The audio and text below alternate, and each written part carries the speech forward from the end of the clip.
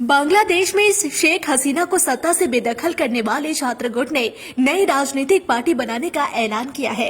नाहिद इस्लाम, जो पिछले साल शेख हसीना के खिलाफ आंदोलन का प्रमुख चेहरा थे, इस नई पार्टी का नेतृत्व करेंगे। पार्टी का आधिकारिक लॉन्च शुक्रवार यानी 28 फरवरी को ढाका में होगा, जहां संसद भवन के पास मानिक मिया एवेन्यू पर रैली के साथ पार्टी की शुरुआत की जाएगी। जातीय और नागरिक कमेटी की प्रवक्ता सामंता शर्मीन ने कहा कि पिछले साल के जुलाई 2024 विद्रोह के बाद बांग्लादेश में नई आशाओं का जन्म हुआ है। छात्रों ने इस नई पार्टी का गठन इसलिए किया है क्योंकि उनका मानना है कि मौजूदा राजनीतिक दल यानी मोहम्मद यूनुस की अंतरिम सरकार देश के सभी वर्गों का प्रतिनिधित्व नहीं करते। शर्मीन के अनुसार नई पार्टी बांग्लादेश को एक आधुनिक देश बनाने के लिए काम करेगी और देश को दक्षिण एशिया में एक प्रमुख स्थान पर लाना चाहेगी। उनका उद्देश्य बांग्लादेश को दुनिया भर से जोड़ना और नए विचारों को शामिल करना है।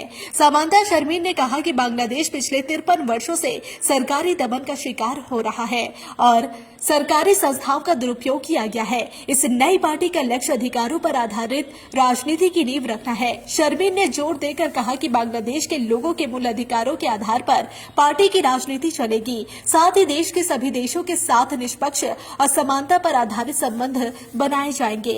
मोहम्मद यूनुस, जो फिलहाल अंतरिम सरकार का नेतृत्व कर रहे हैं, उनके बारे में शर्मीन ने कहा कि वह किसी राजनीतिक दल का प्रतिनिधित्व नहीं करते। यूनुस और उनके सलाहकार विद्रोह का प्रतिनिधित्व करते हैं, लेकिन वे किसी भी राजनीतिक दल से नहीं जुड़े हैं। हालांकि नाहिद इस्लाम ने यूनुस की सरकार से इस्तीफा देकर नई पार्टी का नेतृत्व करने का फैसला लिया है।